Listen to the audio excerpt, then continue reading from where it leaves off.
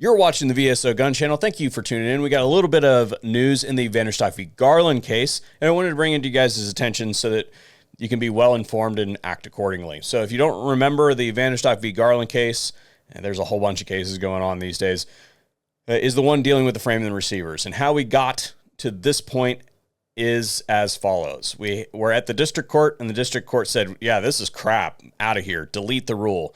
Wholeheartedly agree, right? But the ATF was like, wow, that was really harsh. So they appealed it to the Fifth Circuit Court of Appeals, and the Fifth Circuit said, meh, maybe that was a little bit heavy-handed, slightly against procedure. So just the parts that the plaintiffs challenged are out of here. You can litigate the rest of it if you would like. Well, those being the parts of the rule that the ATF really liked, they decided to appeal it to the Supreme Court. Now, when the Fifth Circuit gave their decision, they stayed that decision, saying that their decision was not in effect for a couple days while the Supreme Court had time to look at it. Alito's office, being over the Fifth Circuit Court of Appeals, said, okay, this sounds interesting. Go ahead and submit me some briefs.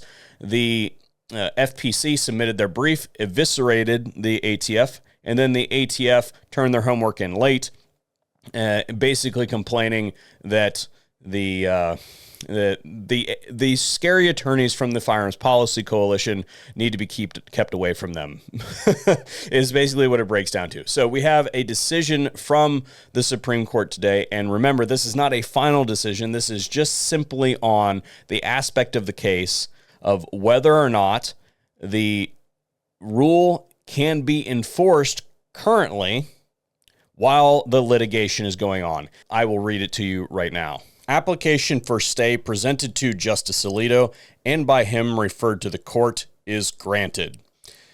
The June 30th, 2023 order and July 5th, 2023 judgment of the United States District Court for the Northern District of Texas, insofar as they vacate the final rule of the Bureau of Tobacco, Firearms, and Explosives, are stayed pending the disposition of the appeal in the United States Court of Appeals for the Fifth Circuit and disposition of a petition for writ of certiorari, if such a writ is timely sought. Should certiorari be denied, this stay shall terminate automatically. In the event certiorari is granted, the stay shall terminate upon sending down of the judgment of this court. Justice Thomas, Alito, Gorsuch, and Kavanaugh would deny the application for stay.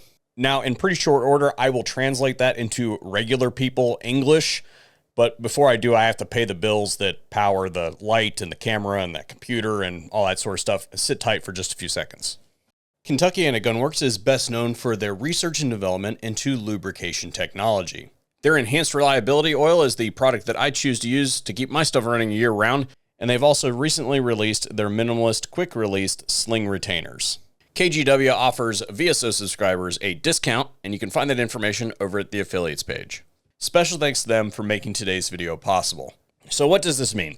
Well, in a nutshell, this says that the rule as written can go into effect, can be enforced while the litigation continues. However, there is more litigation to come. If you remember back to what we said at the beginning of the video about where the case is, we have a definitive decision from the district court. And then after that decision that the ATF didn't like, they appealed it to the Fifth Circuit Court of Appeals. And the Fifth Circuit only heard oral arguments as it related to a stay pending appeal. They have not heard the whole case. So by my recollection, that means that this is going back down to the Fifth Circuit. However, the Supreme Court did say that they could apply for a writ of certiorari, which is funny because if you remember what the ATF said, they basically said, Supreme Court, you have to hear our case, and you have to either grant us a stay or give us a writ of certiorari, grant us certiorari. And the Supreme Court in this case basically said, nah, that's not how this works. I don't know who the hell you think you are, but you need to go through the process and then come back.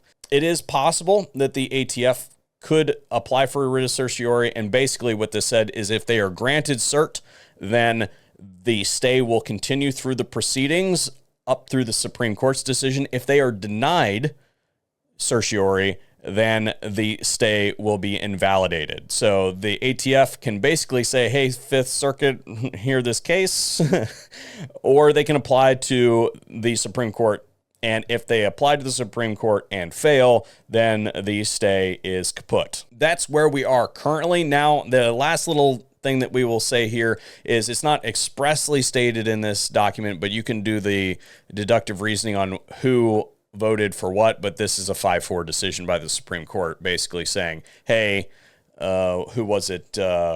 Thomas, Alito, Gorsuch, and Kavanaugh said, no, we should not grant this stay. So it was a split decision, and that gives you some insight into what the court would say potentially. It looks like it would be a close vote if they were granted cert and the full argument were to come before the court.